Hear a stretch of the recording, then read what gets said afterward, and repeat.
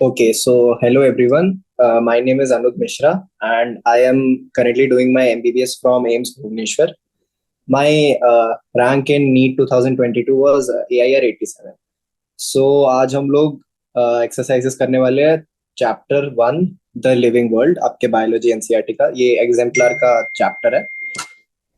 तो हम लोग सबसे पहले मतलब हम लोग इसका बेसिकली एमसीक्यू सॉल्व करेंगे और देखेंगे कि क्या रीजन है एक एक क्वेश्चन के आंसर का, जिससे हमारा थोड़ा सा और क्वेश्चन प्रैक्टिस हो जाएगी। और क्योंकि एग्जाम्पलर के क्वेश्चन डायरेक्टली पूछ लिए जाते हैं नीट में और काफी इंपॉर्टेंट होते हैं, बहुत लोग मिस कर देते हैं इसको सॉल्व करना। सो इसको करना काफी इंपॉर्टेंट होता है। चलिए शुरू करते हैं। तो पहला क्वेश्चन दिया हुआ है, as we go from species to kingdom in a taxonomic hierarchy. मतलब स्पीशीज से हम किंगडम की तरफ जा रहे हैं, तो नंबर ऑफ कॉमन कैरेक्टरिस्टिक क्या होगा। तो देखिए स्पीशीज मतलब जैसे दो स्पीशीज को हम दो अलग स्पीशीज की बात करते चलिए, टाइगर और lion, Panthera tigris and Panthera leo. अभी ये हो गए दो स्पीशीज। अभी मैं यहाँ पे लिख देता हूँ टाइगर एंड लायन, दो स्पीशीज हो गए। अभी दो किंगडम की बात करते हैं, प्लांट्स और एनिमल्स ले लेते हैं। प्लांट्स और एनिमल्स, ये है दो किंगडम। तो अभी आप देख के खुद बताइए कि किसमें कॉमन कैरेक्टरिस्टिक ज्यादा होंगे, दो स्पीशीज के बीच में या फिर दो किंगडम्स के बीच में। ऑब्वियसली स्पीशीज के बीच में कॉमन कैरेक्टरिस्टिक्स ज्यादा होंगे। जैसे ही आप स्पीशीज से जीनस, जीनस से ऑर्डर, इस तरह से ऊपर बढ़ते रहेंगे, कॉमन कैरेक्टरिस्टिक्स कम होते रहेंगे। तभी तो उनको ऊपर रखा गया है। जितने ज्यादा कॉमन कैरेक्टरिस्टिक्स, वो लोग उतने पास पास रहेंगे, इसीलिए common characteristics will decrease. Okay, चलिए फर्स्ट क्वेश्चन सॉल्व हो गया। सेकंड क्वेश्चन पे आते हैं। विच of the following suffixes used for units of classifications in plant indicates the taxonomic category of family। चलिए फैमिली देखिए, जीनस के बाद आपका फैमिली आता है। एक फैमिली का एग्जांपल मैं देता हूं आपको, सोलानेसी। सोलानेसी मतलब आपकी पोटैटो फैमिली, जिसमें कि आपका सोलानम ट्यूबरोसम आपका पोटैटो प्लांट रहता है। तो सोलानेसी में इनमें से कौन सा सफिक्स आपको दिख रहा है? तो एसी जो सफिक्स है, ऑप्शन सी, ये है फैमिली का इंडिकेशन। मतलब अगर किसी भी नाम के आगे आप एसी लगा हुआ देखे, तो आप समझ लीजिए, और वो एक प्लांट हो, तो आप समझ लीजिए कि ये एक प्लांट की फैमिली को डिनोट कर रहा है। सोलानेसी, कॉन्वोलेसी, समझ रहे ना, ये सब एक एक प्लांट के फैमिलीज का नाम है। ऑलराइट, चलिए थर्ड क्वेश्चन पे चलते हैं। The term systematics refers to, ये आपके एनसीईआरटी का डायरेक्ट क्वेश्चन है। सिस्टमैटिक्स क्या कहलाता है, क्या चीज होती है सिस्टमैटिक्स? चलिए पहला ऑप्शन दिया हुआ है, identification and study of organ systems of plants and animals. सिर्फ प्लांट्स एंड एनिमल्स दिया हुआ है। सेकंड में identification and preservation of plants and animals. ठीक है। Third, diversity of kinds of organisms and their relationships. Fourth, study of habitats of organisms and their classification. तो basically systematics क्या होता है? सिस्टमैटिक्स जैसे आपके एनसीईआरटी बोलते हैं, systematics come from the word systema, which means to organise and arrange. Alright, तो systematics के लिए सबसे अप्रोप्रिएट ऑप्शन यहाँ पे ऑप्शन सी है, diversity of kinds of organisms and their relationship. ये सिस्टमैटिक्स का एक्चुअली मतलब है। सिर्फ प्लांट और एनिमल के ऑर्गन सिस्टम को सिस्टमैटिक्स नहीं कहते, पहला ऑप्शन गलत। प्रिजर्वेशन एंड आइडेंटिफिकेशन ऑफ, फिर से सिर्फ प्लांट्स और एनिमल, सारे गलत, सारे ऑर्गेनिज्म आने चाहिए। थर्ड में और फोर्थ में ऑर्गेनिजम्स है, पर फोर्थ वाला क्यों गलत है? क्योंकि उसमें सिर्फ हैबिटेट्स का दिया हुआ है, क्लासिफिकेशन हैबिटेट्स का। पर नहीं, सिस्टमैटिक्स में हम काफी सारे कैरेक्टरिस्टिक्स देखते हैं क्लासिफाई करने के लिए। तो इसका आंसर हो जाएगा आपका ऑप्शन नंबर सी। ओके, चलिए तो तीन क्वेश्चन हमने सॉल्व कर लिए। फोर्थ क्वेश्चन पे आते हैं। अ जीनस रिप्रेजेंट्स, ठीक है, इंडिविजुअल प्लांट और animal, a collection of plant और animal, a group of closely related species of plants और एनिमल्स, और नन ऑफ दिस। तो इसका आंसर क्या होना चाहिए? जीनस क्या रिप्रेजेंट करता है? मतलब देखो, स्पीशीज आती है, फिर जीनस आता है, फिर फैमिली आता है, फिर ऑर्डर आता है, फिर क्लास आता है, फिर फाइलम आता है, फिर किंगडम आता है। ऐसा रहता है। तो बहुत सारे स्पीशीज मिलके क्या बनाते हैं? एक जीनस। बहुत सारे जीनस मिलके क्या बनाते हैं? एक फैमिली। तो वेरी क्लियरली इसका आंसर आप ऑप्शन सी बोलेंगे। एक डाउट आपको ये रह सकता है कि सिर्फ प्लांट्स और एनिमल्स लिखा है, बाकी ऑर्गेनिजम्स का क्या? बेसिकली जीनस बाकी ऑर्गेनिजम्स के लिए भी होता है, पर हम लोग नन ऑफ दीज नहीं लिखेंगे क्योंकि यहाँ पे हमको अप्रोप्रिएट ऑप्शन मिल चुका है। इधर सिर्फ ओनली प्लांट्स और एनिमल्स नहीं लिखा। यहाँ पे प्लांट्स और एनिमल्स एक जनरली टर्म में दिया हुआ है। अगर यहाँ लिखा होता ओनली प्लांट्स एंड एनिमल्स तो हम लोग थोड़ा सोचते हैं, पर अभी के लिए तो सी हम लोग लगाएंगे। Group of closely related species को हम जीनस कहते हैं। ऑलराइट, चलिए, this was your fourth question. Fifth question क्या बोलता है? The taxonomic unit phylum in the classification of animals is equivalent to which hierarchical level of classification of plants? चलो, तो फाइलम देखिए, प्लांट्स और एनिमल्स में ये एक डिफरेंस रहता है। बाकी सब सेम है। देखिए, प्लांट्स में भी स्पीशीज बोलेंगे, जीनस बोलेंगे, उसके बाद आपका फैमिली रहेगा, आपका ऑर्डर रहेगा, क्लास रहेगा। पर जो ये आपका प्लांट्स में फाइलम रहता है ना, उसको उसकी जगह हम लोग एक और टर्म यूज करते हैं, डिवीजन। ओके, एनिमल्स में हम फाइलम यूज करते हैं किंगडम के नीचे वाले यूनिट के लिए, पर प्लांट्स में हम किंगडम के नीचे वाले यूनिट के लिए क्या यूज करते हैं? डिवीजन। ऑलराइट, ये एक याद रखने वाली चीज है। ठीक है, तो आंसर क्या हो जाएगा आपका? फिर से सी। ठीक है, चलिए सिक्स क्वेश्चन पे आते हैं। Botanical gardens and zoological parks have. Botanical garden मतलब जहाँ पे प्लांट्स उगाए जाते हैं, और जूलॉजिकल पार्क तो आपको पता ही है, जू। चलो, collection of endemic living species only, पहला ऑप्शन है। एंडेमिक का मतलब क्या होता है? एंडेमिक का मतलब जो कि सिर्फ उसी एरिया में मिलता है। सपोज आप साइबेरिया या किसी आर्कटिक जगह पे चले जाए, वहां की एंडेमिक एनिमल्स कौन होंगे? Polar bear, arctic, arctic fox, ये सब। आप इंडिया आ जाए, सुंदरबन टाइप की जगह चले जाए यहाँ के, या फिर आप थोड़ा और साउथ इंडिया में चले जाए, तो यहाँ के एंडेमिक स्पीशीज क्या होंगे? आपका टाइगर हो गया, आपका लेपर्ड हो गया।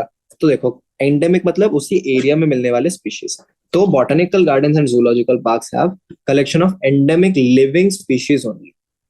ए ऑप्शन है। बी ऑप्शन है collection of exotic living species only. Exotic मतलब जो उस एरिया में नेचुरली नहीं मिलते। जैसे अगर आप इंडिया में पोलर बेर ले आए, पोलर बेर इंडिया के लिए एक एक्सोटिक स्पीशीज हुआ, ठीक है, क्योंकि इंडिया में पोलर बेर नहीं मिलता। चलिए, सी ऑप्शन है collection of endemic and exotic living species. Alright, और डी ऑप्शन है collection of only local plants and animals. तो ए और डी ऑप्शन ऑलमोस्ट आप सेम ही मान सकते हैं। ठीक है, चलिए, बॉटनिकल गार्डन और जूलॉजिकल पार्क में क्या होता है? सिर्फ एंडेमिक रहता है या एक्सोटिक भी रहता है? तो आप कभी जू गए होंगे, प्रैक्टिकल एक्सपीरियंस, आप कभी जू गए होंगे। जू में आपने टाइगर देखा होगा, हमारा डियर देखा होगा, क्रोकोडाइल देखा होगा, पर आपने बाहर के भी जानवर देखे होंगे जो इंडिया में नहीं मिलते, है ना? तो हम बोलेंगे कि botanical gardens and zoological parks have collection of both endemic and exotic species. दोनों होते हैं, दोनों को प्रिजर्व किया जाता है, दोनों को स्टडी किया जाता है, एंडेमिक को भी और एक्सोटिक स्पीशीज को भी।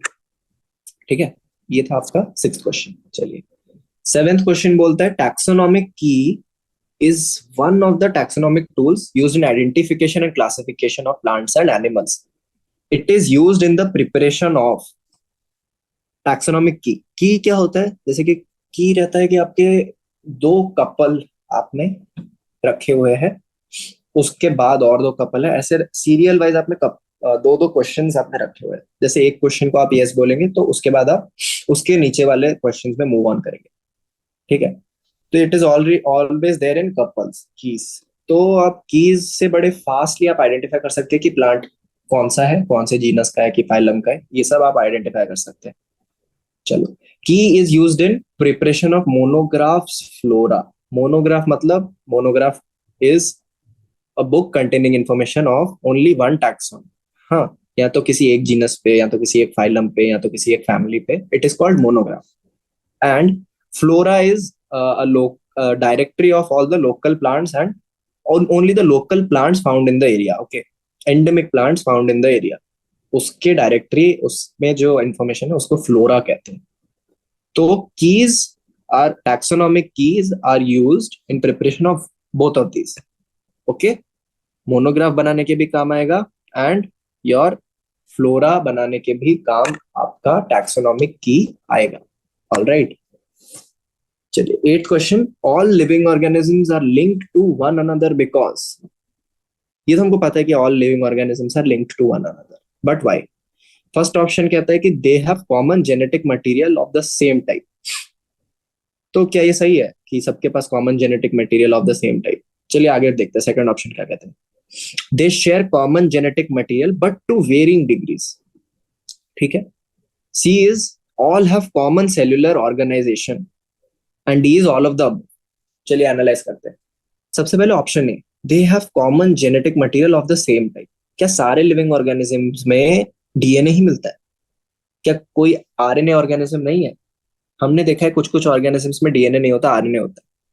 तो क्या वो लिविंग नहीं होंगे? ऐसा थोड़ी होता है। तो ऑप्शन ए इज रॉन्ग। ठीक है।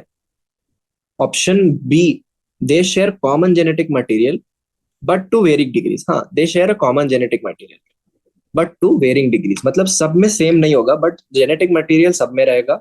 वेरियस मतलब किसी में थोड़ा कम है, किसी में थोड़ा ज्यादा है, किसी में ऑलमोस्ट सिमिलर, किसी में not so similar. So B option is the most appropriate option. C option है they all have common cellular organisation. सारे प्रोकैरियोट्स और यूकैरियोट्स सेम होते हैं क्या? कॉमन सेलुलर ऑर्गेनाइजेशन कैसे कह सकते हैं आप? प्रोकैरियोट्स में न्यूक्लियस नहीं होता, यूकैरियोट्स में न्यूक्लियस होता है। So C option is also wrong, A option is also wrong and D तो रॉन्ग है ही। तो then we will go with which option?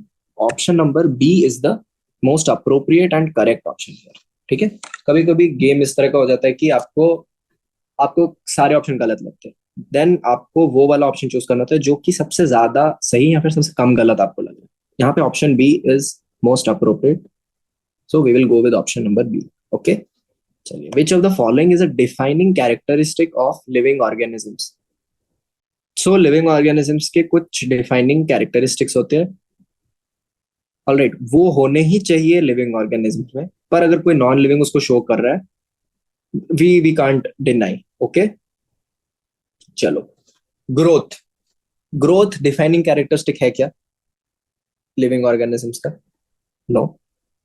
देखिए, नॉन लिविंग ऑर्गेनिजम्स भी ग्रो करते हैं, जैसे एक माउंटेन है या फिर एक मिट्टी का पहाड़ है, उसमें और मिट्टी, या फिर बर्फ का पहाड़, उसमें बर्फ गिरे जा रही है, ग्लेशियर हुआ, ये सब ग्रो तो कर रहे हैं ना। So but they are living? No, they are not. So growth is not a defining characteristic, it is a characteristic. If a thing is living, it should grow. But if a thing is growing, it is living. This is not true. ठीक है, opposite is true कि हाँ, if a thing is living, it should grow. But if a thing is growing, it should be living. This is wrong. So growth is not defining. Similarly ability to make sound, ये तो बहुत ही वाहियात option है। Sound नहीं निकाला तो animal जिंदा नहीं, ये सब ये तो पूरा गलत है। ठीक है। Third is reproduction.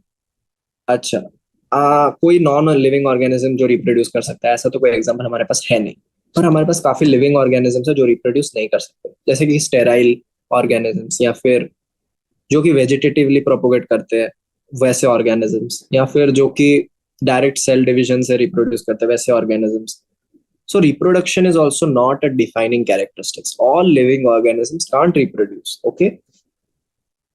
Fourth is response to external stimuli. This is very important. This is a defining characteristic. If something is not responding to external stimuli, matlab if the environment is changing and it is not responding to the change in environment, to the stimuli, then how is it living? It is not living. Even a virus responds to change in environment. Virus में भी mutations आते हैं, virus भी evolve करता है, वो भी respond कर रहा है। If virus interacts with a protein code जिससे कि वो मैच कर रहा है, then it will interact with it, वो रिस्पॉन्स देगा। इसी तरह से बाकी सारे लिविंग ऑर्गेनिज्म भी they respond to external stimuli. It is a defining characteristic. Okay, response to external stimuli, this is a defining characteristic. Alright, let's move on, आगे बढ़ते हैं 10th क्वेश्चन पे। हाँ, match the following and choose the correct option. चलिए पहले हम match करते हैं। तो फैमिली, किंगडम, ऑर्डर, स्पीशीज और जीनस हमको दे रखा है। तो सबसे पहले स्पीशीज से शुरू करते हैं। तो हमको दिख रहा है यहाँ ट्यूबरोसम लिखा हुआ है, तो सोलानम ट्यूबरोसम याद करो, पोटैटो प्लांट का नाम था सोलानम ट्यूबरोसम। इसमें सोलानम क्या है? सोलानम तो जीनस है, और ट्यूबरोसम क्या है? ट्यूबरोसम तो स्पीशीज है। दो मैच कर लिया। फिर याद करो, मैं एसी सोलानेसी बोला था, क्या है? एसी, अगर लास्ट में एसी दिख रहा है तो वो क्या है? फैमिली। तो अपने आंख बंद करके फैमिली में लगा दिया सोलानेसी। और प्लांटे तो हमको पता है कि प्लांटिक किंगडम को ही कहते हैं kingdom प्लांटिक kingdom Animalia.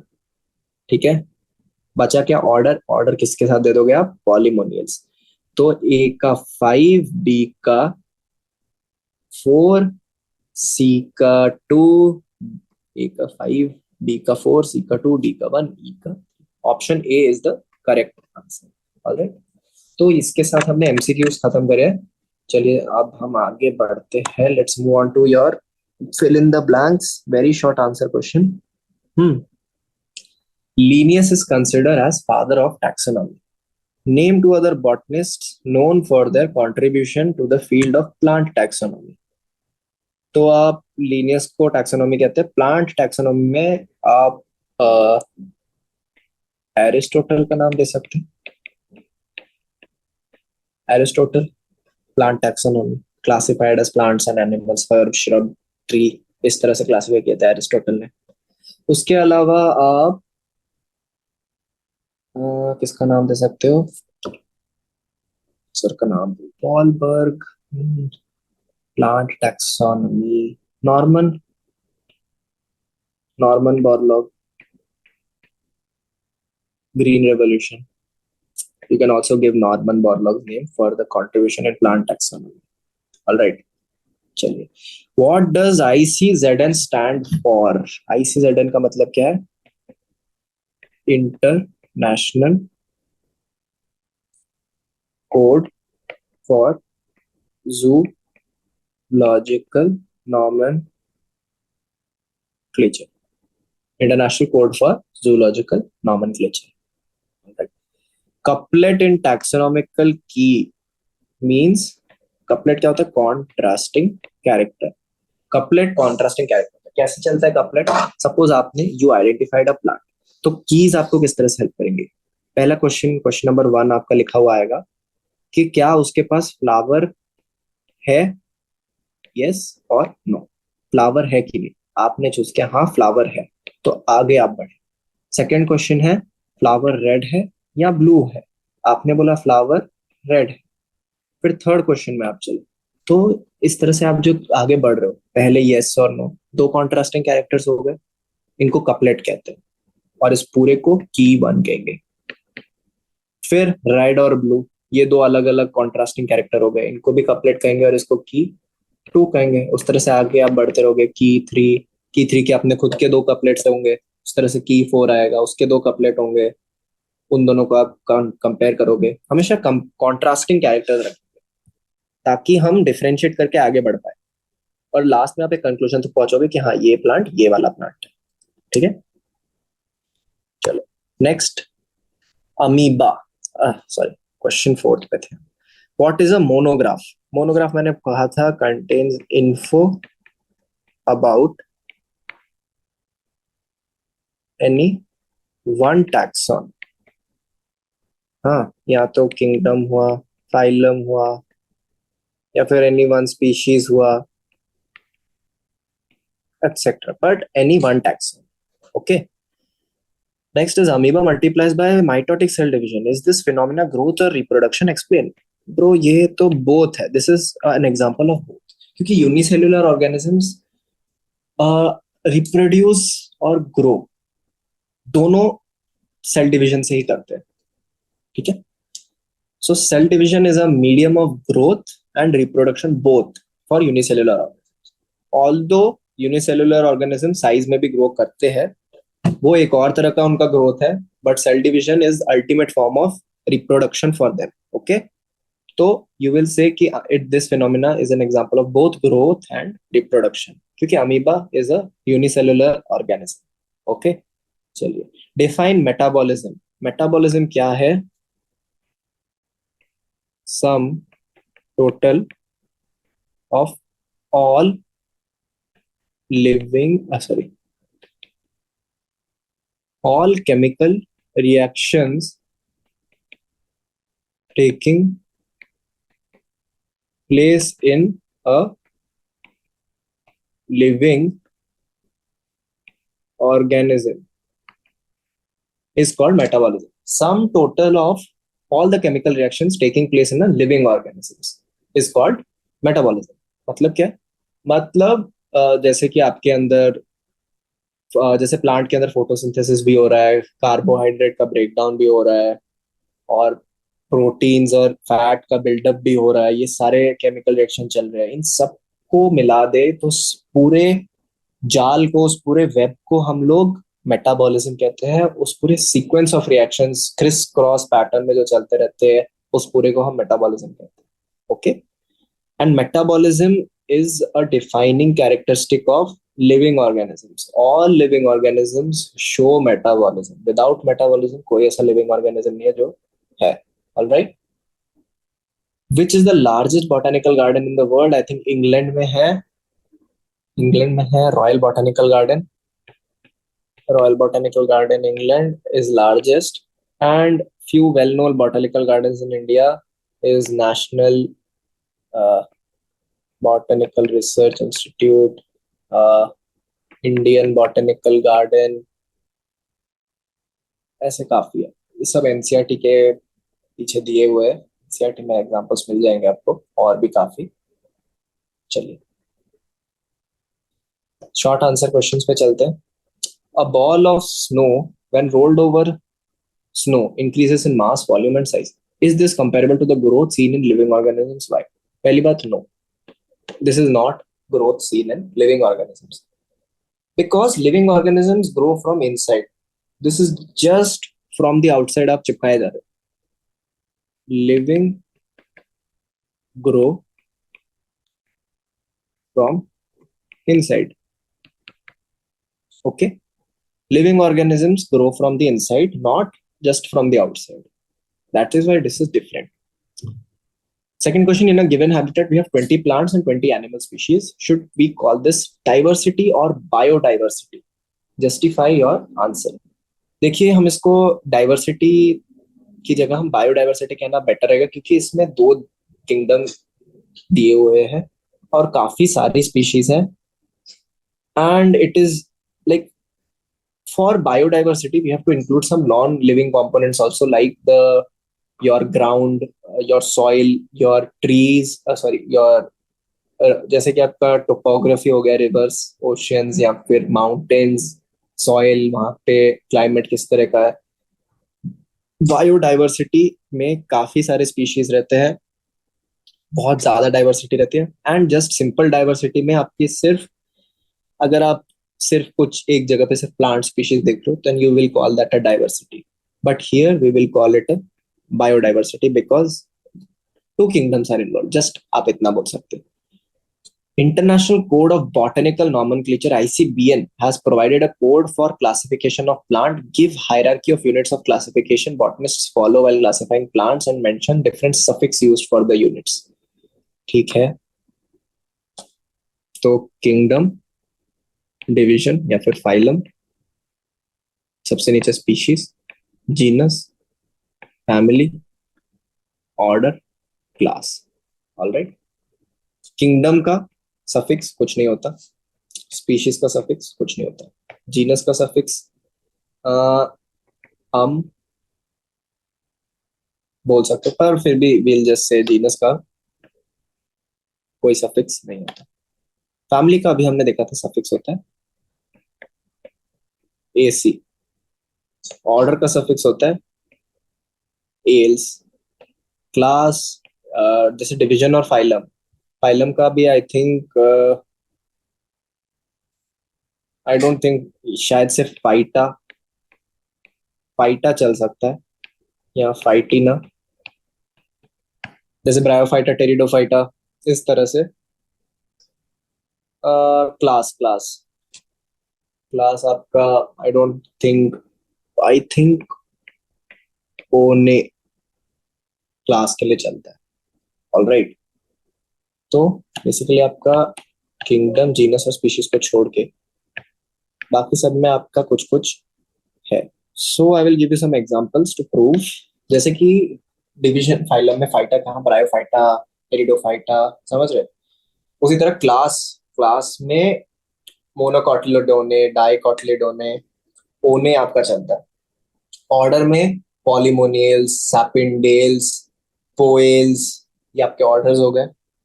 And family में तो हमने देखा था सोलानेसी, ठीक है, Convolvulaceae, alright, these are all under Polemoniales order. Genus और स्पीशीज का कुछ सफिक्स नहीं है, ऑलराइट। हायरार्की भी मैंने दे दिया आपको, सबसे ऊपर किंगडम, सबसे नीचे species. Okay, third question solve हुआ। Fourth question, a plant species shows several morphological variations in response to altitudinal gradient. When grown under similar conditions of growth, the morphological variants disappear and all variants have common morphology. What are these variants called? देखिए, एक plant species है जो कि आप altitude में grow कर रहे हो, जैसे ये एक ऑल्टीट्यूड है, ये एक ऑल्टीट्यूड है, तीन जगह पे आपने प्लांट ग्रो किया। यहाँ पे इस तरह की लीफ आई, थोड़ा ऊपर गए तो लीफ में स्पॉट्स आने लग गए, सबसे ऊपर गए तो लीफ वाइट हो गई। पर आपने तीनों प्लांट को जमीन में ग्रो किया तो सभी में एक जैसे की लीव्स आने लग गई। So this is we like these variants are called, हम लोग इसको वेराइटी कहते हैं। एंड प्लास्टिसिटी का एग्जांपल है ये, we can call these varieties. इनको हम स्पीशीज नहीं कह सकते क्योंकि जब हम इन्हीं लोगों को ग्राउंड पे लेके एक ही ऑल्टीट्यूड में ग्रो कर रहे हैं, then they are morphologically similar. Species वो होते हैं दोस आर मॉर्फोलॉजिकली और रिप्रोडक्टिवली डिफरेंट, या तो दिखने में बहुत अलग हो या फिर एक दूसरे के साथ रिप्रोड्यूस नहीं कर सकते, तो उनको स्पीशीज कहते हैं। But these are not species, we will call them variants और variety. Okay, this was the fourth question. Let's go to the fifth question. How do you prepare your own herbarium sheets? What are different tools you carry while collecting plants and preparation of a herbarium? सबसे पहले, how do you prepare your own herbarium sheets? 11.5 inch by 16.5 inch का paper, आप transparent sheet लेके आपको herbarium sheet बनानी है। Okay. What are the different tools you should carry while collecting plants? Tools क्या? You should carry a scissor, you should carry tapes and glue for sticking it, and you should carry a press जिसके अंदर आप plant को press करके रखे ताकि वो चपटा हो जाए। What information should a preserve plant material on the herbarium sheet provide for taxonomical studies? जो आपने हर्बेरियम शीट में प्लांट कर रखा है उसमें उसका लीफ वगैरह, फ्लावर एटसेट्रा, ये सारे स्ट्रक्चर्स विजिबल होने चाहिए। उसके रूट्स अगर आप प्रिजर्व कर पाए, फ्रूट अगर आप प्रिजर्व कर पाए, कोई भी मॉर्फोलॉजिकली इंपॉर्टेंट स्ट्रक्चर जो कि बाहर से देख के उसको आइडेंटिफाई करने में हेल्प करे, we should preserve all that in the herbarium sheet. Okay, what is the difference between flora, fauna and vegetation? Eichhornia crassipes is called an exotic species while raw Wolffia serpentina is an endemic species. What does exotic and endemic refer to? Difference between flora, fauna and vegetation. Flora means basically all the types of plants in a particular region. Okay, big region in a particular area, big area. Okay, similarly fauna means all the animals in the particular area, variety of animals, variety of living animals. जैसे कि जंगल, आप rain forest में fauna क्या बोलेंगे? Rain forest में आप बोलेंगे कि आपको मंकीज और टाइगर्स, रेन फॉरेस्ट में बर्ड्स, ये सब रेन फॉरेस्ट के फौना हो गए। एंड फ्लोरा रेन फॉरेस्ट का क्या होगा? ट्रॉपिकल प्लांट जो कि ट्रॉपिक्स में मिलते हैं, जैसे कि नीम हो गया, आपका रबर का प्लांट हो गया। These are the flora in the rain forest. And vegetation से आपका क्या लेना है कि vegetation mean what is the type of plant, आप एक एरिया में कौन से टाइप ऑफ प्लांट ग्रो कर रहे हैं। जैसे कि इस एरिया का वेजिटेशन है, it has tropic vegetation, it has temperate vegetation, ऐसे बोलते हैं वेजिटेशन का मतलब। ओके, फ्लोरा फौना समझ गए, वेजिटेशन समझ गए। अभी आइकॉर्निया वाटर हाइसिंथ को हम एक्सोटिक स्पीशीज कहते हैं और रॉ वुल्फिया को एंडेमिक। एक्सोटिक और एंडेमिक में डिफरेंस क्या है? मैंने बताया था स्टार्टिंग में, एक्सोटिक स्पीशीज मतलब जो उस एरिया में नहीं मिलते। जैसे अगर आप इंडिया में पोलर बेयर लेके आएंगे तो polar bear will be an exotic species है, बट इंडिया में अगर आप टाइगर, बंगाल टाइगर लेके आएंगे तो इंडिया का वो एंडेमिक स्पीशीज है, वो यहाँ मिलता है। Okay, got it? Alright. Seventh question is, a plant may have different names in different regions of the country or world. How do botanists solve this problem? Similar, ये आपका NCERT में दिया है, बाइनोमियल नॉमेनक्लेचर यूनिवर्सली अप्रूव्ड रहता है। Binomial nomenclature, दो, एक genus और एक स्पीशीज का नाम उसको देते हैं जो कि यूनिवर्सली अप्रूव्ड होता है। तो इससे कोई फर्क नहीं पड़ता कि आप ब्रिंजल, बैंगन, या फिर आप आलू बोल रहे हो, किसी लैंग्वेज में उसको कुछ और बोल रहे हो, पोटैटो बोल रहे हैं इंग्लिश वाले, हम लोग आलू बोल रहे हैं, पर साइंटिफिकली साइंटिस्ट को क्या बोलेंगे, सोलानम ट्यूबरोसम, बात खत्म।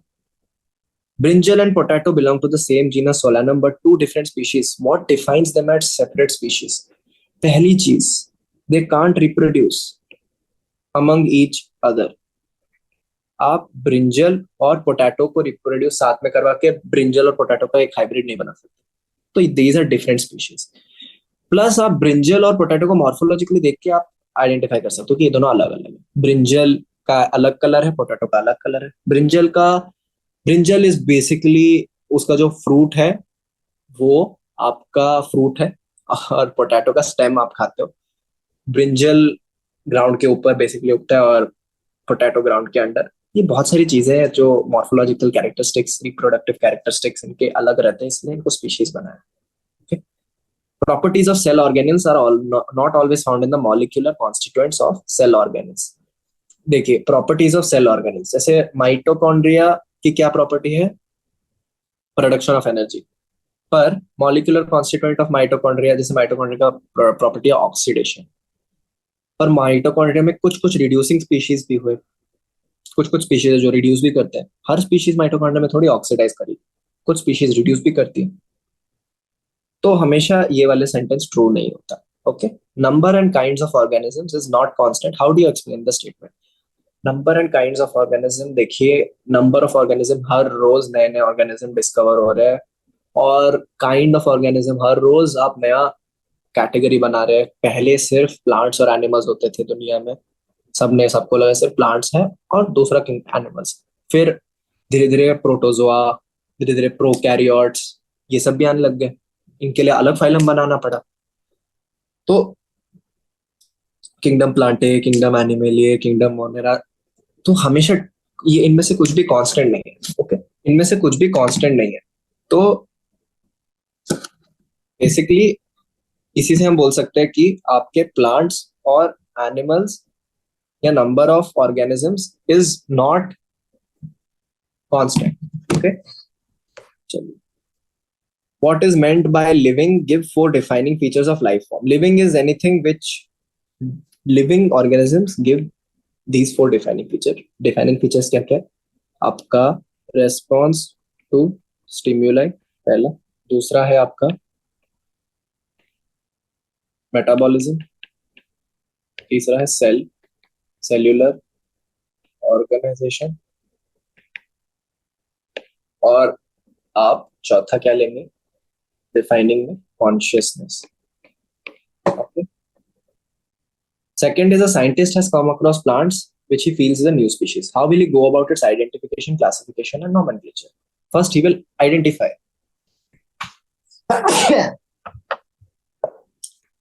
So first, he will try to identify the plant. उसमें कितने फ्लावर है, फ्लावर की क्या प्रॉपर्टी है, कीज यूज कर सकता है आइडेंटिफिकेशन के लिए। ही विल आइडेंटिफाई कि क्या वो प्लांट हमने पहले ढूंढा है। अगर हमने नहीं ढूंढा, वो प्लांट कभी भी नहीं मिला हमको, then he will go for classification. Okay, he will find उससे रिलेटेड कोई एक plant, he will try to find जो कि उससे काफी मिलता जुलता, सबसे ज्यादा दुनिया में उससे जो भी मिलता जुलता वो वाला प्लांट है उसको ढूंढेगा, और एक या तो उसको एक उसी के जीनस में रखेगा, उसी के फैमिली में रखेगा, या उसी ऑर्डर में रखेगा, और फिर लास्ट में उसका नॉमेनक्लेचर किया जाएगा। तो सबसे पहले आइडेंटिफाई होगा, कीज यूज करेंगे, फिर क्लासिफिकेशन होगा, फिर नॉमेनक्लेचर होगा। Okay, Brassica campestris Linn, give common name of the plant. ये किसका नाम है? Brassica campestris Linn. This is mustard plant का साइंटिफिक नेम इतना बड़ा है, सरसों का प्लांट है। What do the first two parts of the name denote? पहला पार्ट जीनस, दूसरा part species. Why are they written in italics? rule. Okay, they are written in italics because it is a rule. What is the meaning of lin? Lin is the abbreviated form of name of discoverer. मतलब जिसने भी उस plant को पहले discover या फिर explain किया है उसके नेम का एब्रीविएटेड फॉर्म. चलिए, what are taxonomical aids give importance of herbaria and museums? How are botanical gardens and zoological park useful? Taxonomical aids are some instruments or tools or things which we use for taxonomical studies. Okay, give importance of herbarium and museums. Herbarium का importance simple कि plants आप quickly किसी भी plant को ढूंढ सकते हैं कैसा दिखता है वो, and you can compare it. Museum similarly आप किसी भी चीज को, इंसेक्ट को, एनिमल को या फिर प्लांट को ढूंढ सकते हैं and you can compare it quickly क्योंकि सब ऑर्गेनाइज फॉर्म में रखा हुआ है. How are botanical gardens and zoological parks useful? क्योंकि बाकी सारे टैक्सोनॉमिकल एड्स में हम या तो मरे हुए स्पेसिमेंस को प्रिजर्व कर रहे हैं, पर बॉटनिकल गार्डन्स और जूज में हम लोग उनको जिंदा प्रिजर्व करें. सो it is useful in conserving biodiversity. हम लोग एक एंडेंजर्ड स्पीशीज हो सकती है, दुनिया में सिर्फ 4 ही, 5 या 10 ही बचे होंगे उनके, and we are conserving them in a zoo और botanical garden for that instance. Alright, define a taxon. Taxon is just a unit of classification. Okay, taxon might be a kingdom, it might be a family, it might be a genus. All these are different taxons. जैसे कि plant Solanaceae, all these are taxons. Okay, what is meant by taxonomic hierarchy? वही kingdom, phylum, order, class वगैरह, ये सब जो hierarchy हमने बताई थी वो टैक्सोनॉमिकल हायरार्की है. Give a flow diagram lowest to highest category of plant and an animal. बहुत इजी, आप वापस से वही स्पीशीज से शुरू करके लिख सकते हैं. What happens to the number of individuals and number of shared characters as we go up from species to kingdom? Common character decrease. Okay, ये हमने सबसे पहले क्वेश्चन में डिस्कवर किया था. A student of taxonomy was puzzled when he was told by his professor to look for a key to identify a plant. He went to his friend to clarify what a key is. What would the friend explain to him? ये मैं तीसरी बार explain कर रहा हूँ की क्या है. हमने एक्सप्लेन किया था ना कि की मतलब दो कपल, एक कपल होगा मतलब कपलेट्स, जैसे कि 2 कैरेक्टरिस्टिक्स होंगे, कॉन्ट्रास्टिंग कैरेक्टरिस्टिक, और उनको आप वर्सेस करेंगे और उनमें से कोई एक जीतेगा जो कि आपको दिख रहा होगा, फिर आप आगे बढ़ेंगे और 2 कॉन्ट्रास्टिंग कैरेक्टर्स में इनका वर्सेस होगा, फिर से एक जीतेगा, फिर आप आगे बढ़ेंगे, फिर से आप इनमें से कोई एक जीतेगा. इस तरह से जो कॉन्ट्रास्टिंग कैरेक्टर्स का आप यूज करके आगे बढ़ के करते हैं उसको की कहते हैं. तो ये की 1, की 2, की 3 इस तरह से चलता है. ऑलराइट, दिस वाज अ की. Next, metabolism is a defining feature of all living organisms without exception. Isolated metabolic reactions in vitro are not living things but surely living reactions. Comment. So there were 4 conditions for a thing to be called living. Defining condition metabolism था, cellular organization था, consciousness था, and response to stimuli था. Metabolism एक in vitro reaction में metabolism है, पर क्या एक इन विट्रो रिएक्शन में cellular organisation, consciousness, response to stimuli है? नहीं. So it is basically not fulfilling all conditions. So it is not living thing. Living thing तो नहीं है, बट लिविंग थिंग्स में होने वाला रिएक्शन है, क्योंकि किसी एक लिविंग थिंग में ये रिएक्शन हो रही होगी. सपोज आप फोटोसिंथेसिस आप लैब में डेमोन्स्ट्रेट कर रहे हैं इन विट्रो, आप उसको प्लांट थोड़ी बोल दोगे कि भाई ये ट्यूब में फोटोसिंथेसिस चल रही है, ये प्लांट है. नहीं, but it is not a living thing, but it is a living reaction, क्योंकि एक लिविंग ऑर्गेनिज्म जो कि आपका प्लांट है उसमें ये फोटोसिंथेसिस वाली रिएक्शन एग्जैक्टली इस तरह से हो रही है. समझ में आया डिफरेंस लिविंग थिंग्स और लिविंग रिएक्शंस में? ये आपके डायरेक्ट एनसीईआरटी का लाइन छापा हुआ है, कोई बात नहीं. Do you consider a person in coma living और डेड? चलिए आपको अच्छे से समझाता हूँ. बेसिकली कोमा में अगर कोई है मेटाबॉलिज्म उसमें चल रहा है, क्योंकि सांस ले रहा है, खाना उसको दिया जा रहा है, सब चल रहा है, उसका मेटाबॉलिज्म उसका चल रहा है। ऑलराइट। उसके पास सेल्यूलर ऑर्गेनाइजेशन अभी भी है, सेल्स तो मरे नहीं है, बंदा है वैसे का वैसा, सेल्यूलर रिपेयर और ग्रोथ, सेल के रिप्रोडक्शन, डिवीजन प्रोसेस सब चल रहा है, everything is going on normally, just that the person is not conscious. Is it correct to say that the person is not conscious? It is not correct to say that a person is not conscious. Person is not self conscious. देखिए, self conscious नहीं है but conscious है। आप self conscious मतलब he cannot wake up and he cannot interact with things like we can do. Okay, he is basically sleeping. But इसका मतलब ये नहीं है कि उसकी कॉन्शियसनेस चली गई है। His body will is still conscious. आप if you put him in a cold place, एक पर्सन जिसको कोमा है, उसका पाइलो इरेक्शन या फिर उसके जो बाल है खड़े हो जाएंगे, जैसे कि एक कॉन्शियस पर्सन में रहता है। अगर आप उसके आईज को खोल के उनमें टॉर्च शाइन करेंगे, हिज प्यूपिल विल डायलेट। ओके, अगर आप उसका नी जर्क रिफ्लेक्स टेस्ट करेंगे, he will show knee jerk reflex. He is conscious but he's not self conscious. He cannot look into the mirror and say yeah, this guy is me. He cannot wake up and call this is my mother, this is my father, this is the doctor. He cannot do that right now because he is not he's not in a state to do that, but consciousness is there. Okay, similarly response to stimuli is also there. Okay, he can respond to stimuli. He can, sometimes they move their finger, sometimes just like I told you कि आप cold में ले जाओ, external environments change कर दो, he will show a response. So it is, a person in coma is living, surely living. Even a brain dead person is living, but he cannot do anything. He will never wake up from his sleep. Brain dead person. But a person in coma might recover after the damage has been repaired. He might recover, he might wake up. He is living. You cannot call him dead. Okay, there are lots of criteria, lots of tests, lots of standards to call someone dead. Even brain dead classify करने के लिए भी you have to do lots of tests, you have to do lots of certification before you can call a person brain dead.